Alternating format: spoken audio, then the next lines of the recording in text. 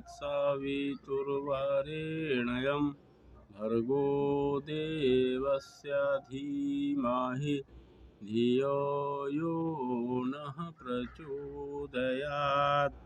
वंशी विभूषितकरान्नवनीरदाभात् पीताम्बरादरुणबिम्बफलाधरोष्ठात् पूर्णेन्दुसुन्दरमुखादरविन्दनेत्रात् कृष्णात् परं किमपि तत्त्वमहं न जाने। वन्दे राधापदाम्भोजं ब्रह्मादिसुरवन्दितं यत् कीर्तिं कीर्तनेनैव पुनाति भुवनत्रयम्।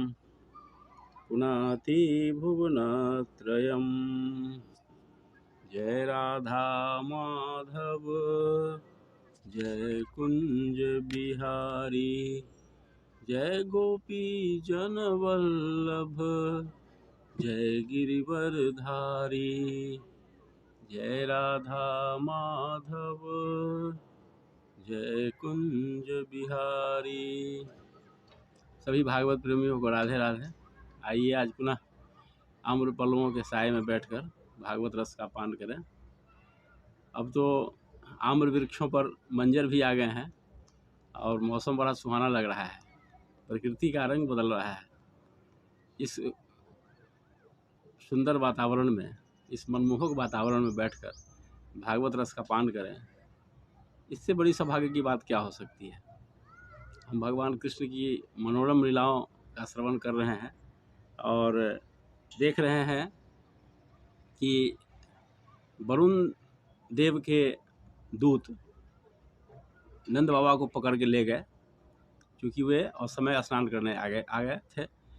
और जब भगवान को मालूम हुआ तो वे वरुण लोक में गए और अपने पिता को वापस ले आए।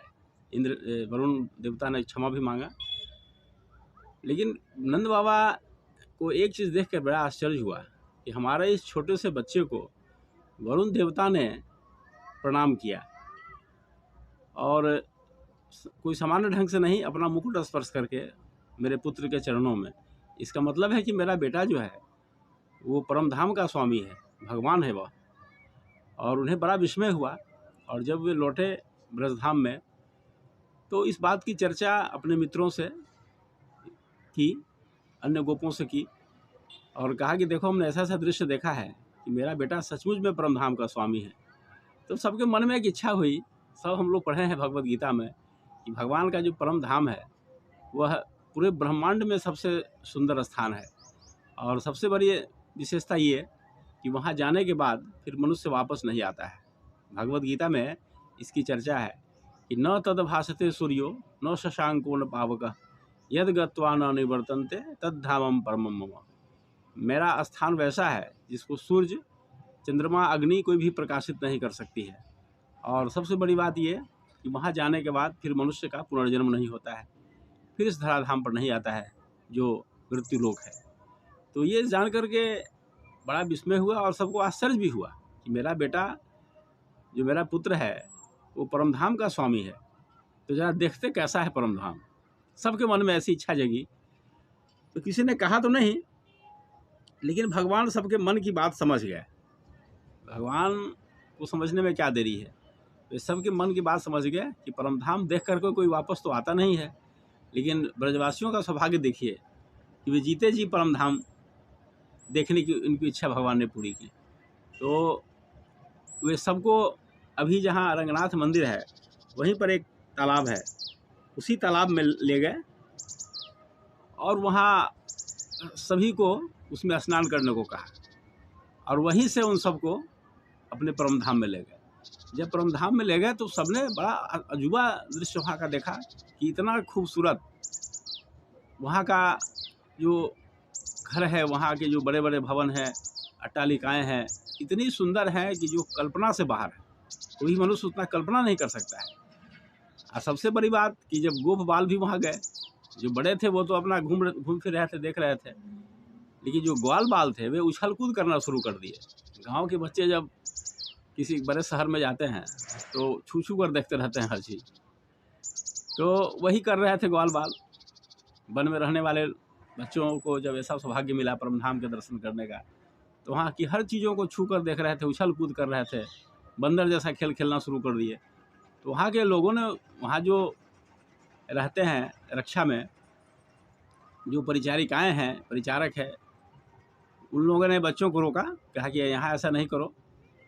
और जब भगवान श्री कृष्ण जो परमधाम के स्वामी हैं उनको देखने गए, तो उनको देख करके बड़ा आश्चर्य हुआ कि जो हमारे साथ खेलता है ब्रजधाम में, वह यहाँ राजा बना बैठा हुआ है, और इतनी सुरक्षा है, सब कुछ है जो होता है राजा महाराजाओं का तामझाम होता है, सब कुछ है। अनेक सेवक सेविकाएं उनकी सेवा में लगी हुई है, बड़े ऊंचे आसन पर विराजमान है।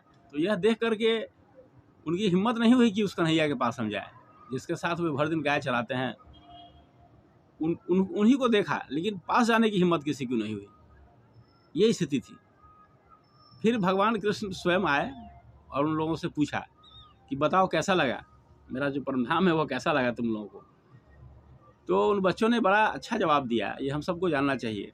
उन बच्चों ने कहा कि परमधाम तो बहुत सुंदर है, लेकिन मेरा ब्रजधाम से अच्छा नहीं है।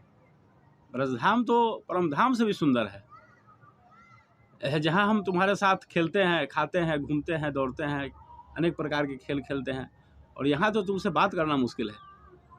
तो हम चलेंगे, अब यहाँ नहीं रहेंगे, हम तुम्हारे ही साथ वहीं ब्रजधाम में ही रहेंगे, जहाँ तुम हमारे लिए हमेशा उपलब्ध हो। यहाँ तो तुमसे बात करने में डर लगता है, लेकिन वहाँ है कि तुम्हारे साथ हम लोग भर दिन समय बिताते हैं।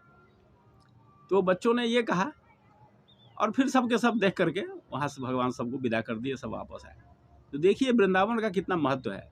वहाँ के लोगों ने इस बात को स्वीकार किया कि यह वृंदावन से भी, ये स्वर्ग परमधाम से भी सुंदर है वृंदावन।